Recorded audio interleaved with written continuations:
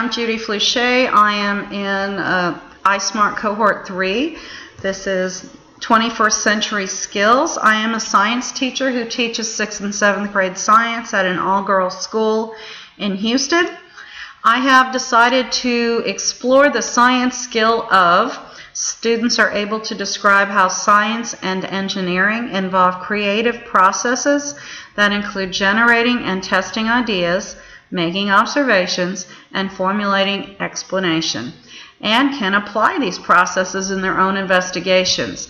How I am going to explore this is my 7th grade students are involved in a Mars Rover contest sponsored by the University of Houston, in which they design and build a solar-powered rover that will simulate being sent to Mars with a specific job to accomplish. I've included the link to the skills map that links the site of the skill I'm particularly exploring.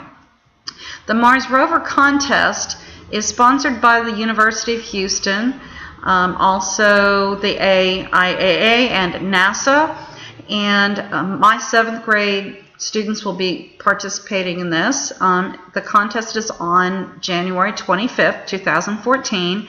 It involves students working in groups to design and build a solar-powered rover which will perform a specific job on Mars.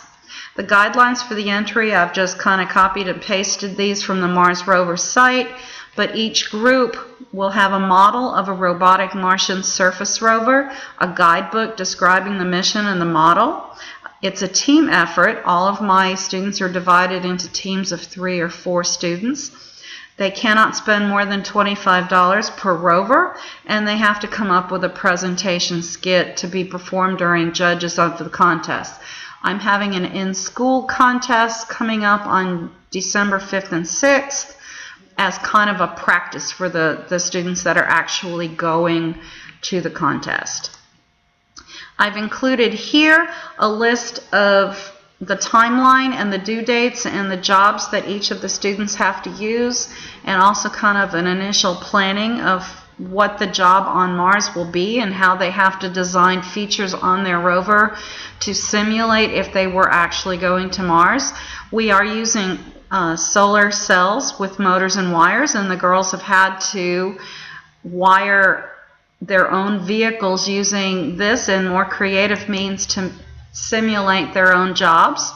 These are some pictures of some of my girls working on a pre-Mars rovers project in which they learned about Mars, how rovers do travel to Mars, and they land on the surface. And as I told them, if you cannot land the rover on the surface smoothly and it crash lands into the planet, you've kind of defeated the purpose. So they had a soft landing egg drop experiment where they designed little projects that cushioned raw eggs, and we dropped them from the 4th floor garage to kind of get them started. They had a budget. They could buy material such as styrofoam balls and bubble wrap and other items to help them design an activity that would keep their eggs safe. They had to learn about Mars. That was the big concept areas that we're talking about, and we were very excited that last week on Tuesday the 18th of November we were able to actually view the live launch of the latest Mars rover that is headed to Mars, and the girls are very excited to watch that. Students at work, this is a YouTube link to a video of my students actually working on the actual projects.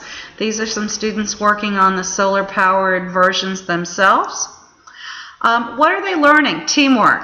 It's a big thing, teamwork. They're having to work together.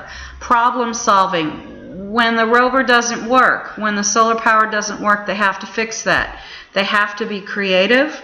They have to be innovative. They have to apply the knowledge they have, and they have to generate and test ideas. This has been a great project for engineering and innovation and creativity, and I know the girls are loving it, and they are really looking forward to finalizing their projects and letting everyone in the school know how they've done.